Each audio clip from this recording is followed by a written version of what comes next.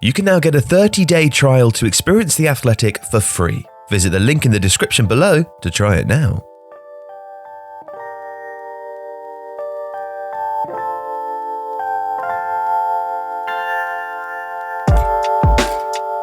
Paulo Sousa only took over the Polish national team in January 2021, and he quickly moved them away from a back four to bring in his favoured back three. Poland's 3-4-1-2 or 3-4-2-1 presses high, led by the energetic and incredibly talented Robert Lewandowski. Out of possession, the left wing-back drops into a narrow back four that keeps a high line so that Poland look like a 4-1-4-1, with Grzegorz Krychowiak as the screener. The back line make most of the interceptions, so while the pressing is good, Poland also win the ball back a lot by stepping up to win the ball at the back and then trying to counter quickly. In possession, the shape morphs. The left wing-back pushes up, and if the player's on the right, he'll hold the position while Jakub Moder pushes out right from central midfield so that the shape is almost a 3-3-3-1. Poland are a direct side but will look to build in a diamond shape with 6 players ahead of the ball, staggered through the lines before going quickly up the pitch. Poland have a lot of technically adept footballers in midfield too, who can and will push up to support attackers. Piotr Zielinski will roam from his left-hand position in attacking midfield to feed the forward line or join it with darting runs. Poland's weakness is a high but slow back line. But they compensate for that with, arguably, the world's finest number 9, 2 really excellent goalkeepers, and a couple of young players who could really boost their profile with good tournaments.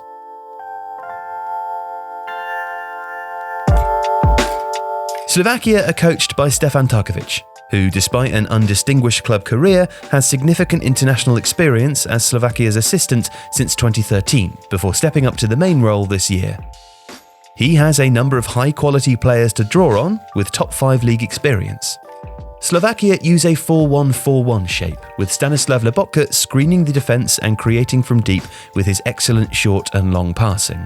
They are well-drilled defensively and boast Milan Skriniar in central defence and the superb Martin Dubravka in goal. Tarkovic's plan seems to be to sit off and be hard to break down before counter-attacking quickly and getting bodies into the box from central midfield. Slovakia tend to invite the opposition forwards onto their 4-5-1 block, then press once the ball is in midfield. This creates space in behind the opposition midfield line, which is what Slovakia then look to counter into. They'll attack the wide areas at pace with the 2 wingers. The fullbacks tend to stay relatively deep and only burst forwards once the ball is advanced and fairly central should an overlap be needed. The centre forward is there to hold the ball up and draw defenders, and most of Slovakia's danger comes from the wide players pulling back the ball for on-rushing midfielders like Marek Hamšík. They are good at getting in behind high defensive lines and also pose a significant threat from set pieces, where flick-ons to a second man look to be a favourite ploy. There is enough quality and experience in the squad to be promising, but the absence of a quality striker could hamper the team.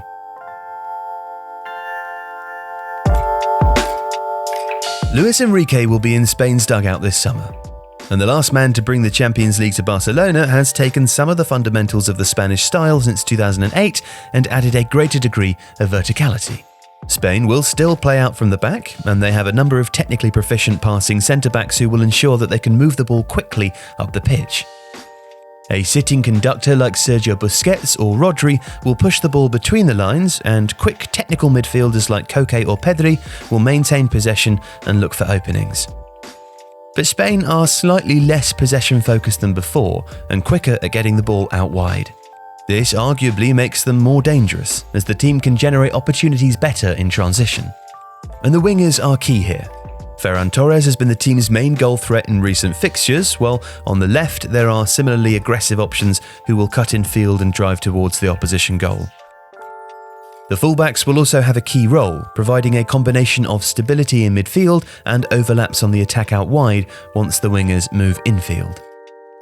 Spain are not a perfect team, although their recent performances have showed a real degree of dominance and polish. David De Gea has been benched at club level, and there is a lack of depth in goal, while no centre-forward has really convinced. But when Spain can press and pass as effectively as they do, and the goals are coming from elsewhere, these may not be hugely significant issues. Still, while they should comfortably emerge from their group, Spain remain less than a sure thing. The thumping 6-0 win over Germany in late 2020 aside, results haven't been overwhelmingly impressive over the past year.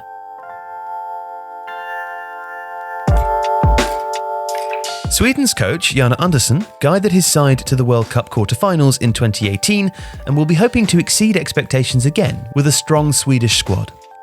Sweden's 4-4-2 is something of a throwback, with excellent discipline in a fairly rigid defensive structure. Fullbacks who get forwards and wide attackers who can stay relatively wide or cut in field, especially Emil Forsberg on the left. Sweden generate a lot of their chances through crossing, and the fullbacks can cross dangerously from relatively deep positions. They'll be without Zlatan Ibrahimovic though, who's been ruled out with injury. But Victor Claesson is a danger pushing up from central midfield, and Alexander Isak has enjoyed another good season with Real Sociedad. But Sweden are adding a little more subtlety to their game too. In Dejan Kulusevski and Alexander Isak, they have two attackers of very different profiles, but who bring more guile and mobility to the front line. Kulusevski in particular gives Sweden a better ball-carrying presence than they've previously been able to call upon. And whether he plays as a second striker or out wide, it gives the team a different dimension in attack. Defensively, Sweden will press quite high, trying to unsettle the opposition and win the ball back for quick counters. The defence, marshalled by Victor Lindelof, is good in the air, so expect Sweden to pack the centre, try to force opponents wide, and then deal well with the resulting crosses. Sweden have added quality with some of the younger players coming into the side. They still lack excellence in central midfield and at fullback, but they are a capable, organised team who cannot be ruled out in a tricky group. If you liked today's video, please subscribe to Tifo to help us reach 1 million subscribers. The Athletic is home to some of the world's best sports journalists, including David Ornstein, Daniel Taylor, Ollie Kay, Amy Lawrence and Rafa Honigstein. There are journalists dedicated to each Premier League team, so every fan gets the coverage they deserve, not just the big clubs. And you can try it for free now for 30 days. See the link in the description.